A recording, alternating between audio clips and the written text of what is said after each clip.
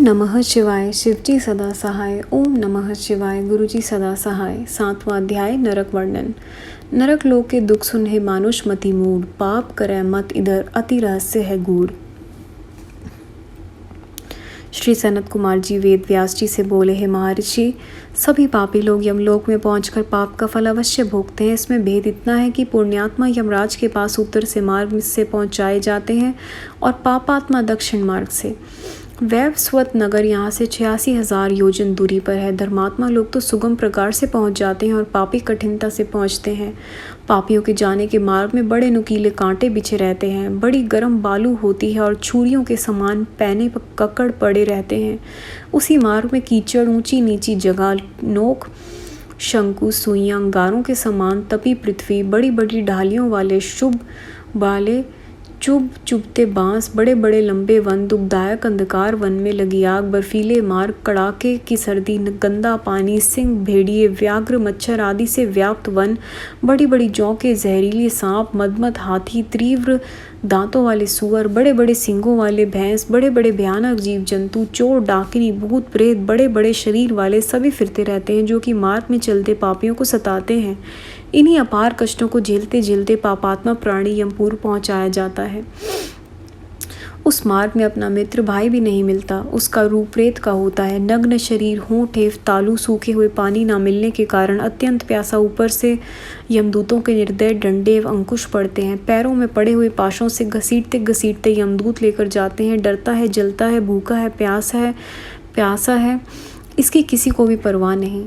यमदूत तो पाशों से बांधकर घसीटते लिए जा रहे हैं, किसी पर अंकुश का प्रहार करते हैं, किसी को कांटे एवं अंगारों से भरे मार्ग से खींच रहे हैं, किसी की जीभ में रस्सा डालकर खींचते हैं तथा किसी की जीभ में अंकुश चुभा देते हैं, किसी के हाथ पैर, किसी के नाक कान, किसी के होंठ, किसी की लिंगेंद्रिय, किसी के अंड, इसी प्रकार किसी के अन्य अंगों को काट काट कर यातनाएं पहुँचाए जाते हैं।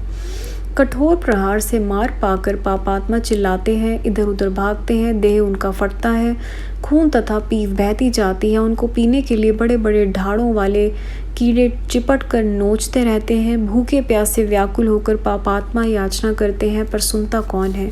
यमदूत तो अत्यंत निर्दयता के साथ घसीट कर यमपुरी ले जाते हैं। जिन पुरुषों ने कुछ दान किया है उसके पास तो कुछ मार्ग का भोजन तथा जल रहता है, उसे खाते पीते जाते हैं।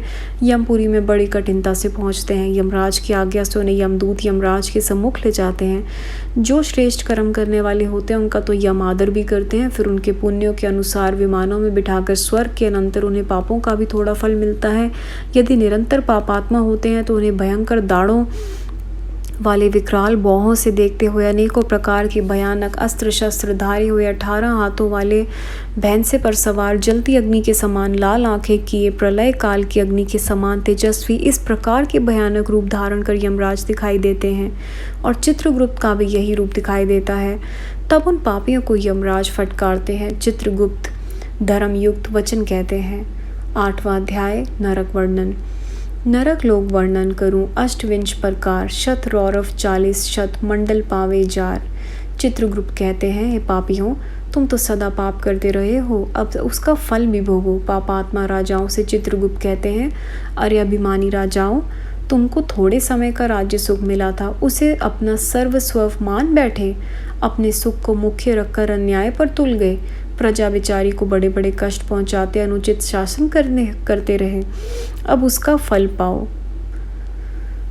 उस समय उनके पाप रूप मैल को छुटाने के लिए धर्मराज यमदूतों को आज्ञा देते हैं, हे चंड एवं महाचंड, तुम दोनों इन पापी राजाओं को बलपूर्वक पकड़कर अग्निकुंड में फेंक दो, जिससे कि इनके पापों का मैल जल जाए। इतना सुनते ही यमदूत राजाओं को उठाकर चारों ओर फिरा कर गरम गरम भट्टियों में फेंक देते हैं और ऊपर से वज्र प्रहार करते हैं। तब उनके कानों से रुधिर टपक पड़ता है, बेहोश हो जाते हैं। उसके बाद जब पवन लगता है तब जर्जर शरीर होते हुए भी जीवित हो जाते हैं। फिर उन्हें नरकों में पटका जाता है। वह नरक पृथ्वी के नीचे 7 पर्दों के भी नीचे अत्यंत अंधकार में है। वह नरक डैश कोटि है। मैं 1 मिनट बताती हूँ। 1 2 3 4 5 6 7 8 वह नरक 28 कोटि हैं। सॉरी संगत जी, मुझे हिंदी काउंटिंग नहीं आती इसलिए प्रॉब्लम हुई। जिनमें घोरा कोटि, सुघोरा कोटि, अति घोरा, महाघोरा, घोर रूपा, तला तला, भयानक, कालरात्रि, भयोतरा, चंडा महाचंडा, चंड कोलाहला, प्रचंड चंड नायका, पद्मा पद्मावती, भीता भीमा, भीषण नायका, कराला बिकराला, वज्रा, त्रिकोण, पंचकोश सुरदीक, अंकी लार्दितीर्थ, सम, भीम सवलाभ, उग्र दीप्त। प्रायः इस प्रकार से पापात्माओं को यातना पहुंचाने के लिए 28 नरक कोटि कही गई है। यही 100 रौरव एवं 40 महानरक मंडल कहे गए हैं। संगत जी, अध्याय यहाँ समाप्त होता है। इसे पढ़कर बहुत डर लग रहा है। ऐसे लग रहा है हमें छोटा सा भी जाने अनजाने में पाप नहीं करना चाहिए, बट हम मनुष्य हैं, जाने में अनजाने में हमसे हो जाता है। बट हम उतने ही लकी हैं कि हमारे पास हमारे बहुत दयालु गुरुजी हैं, जो महाशिव जी ही हैं।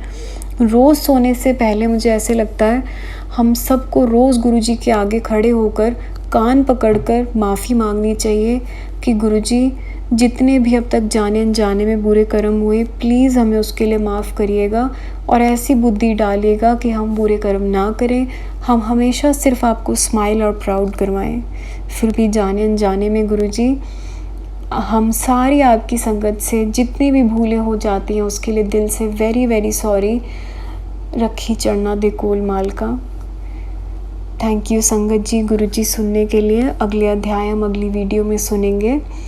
ओम नमः शिवाय, शिव जी सदा सहाय। ओम नमः शिवाय, गुरु जी सदा सहाय। Thank you Guru ji, thank you संगत जी। जय गुरु जी महाराज।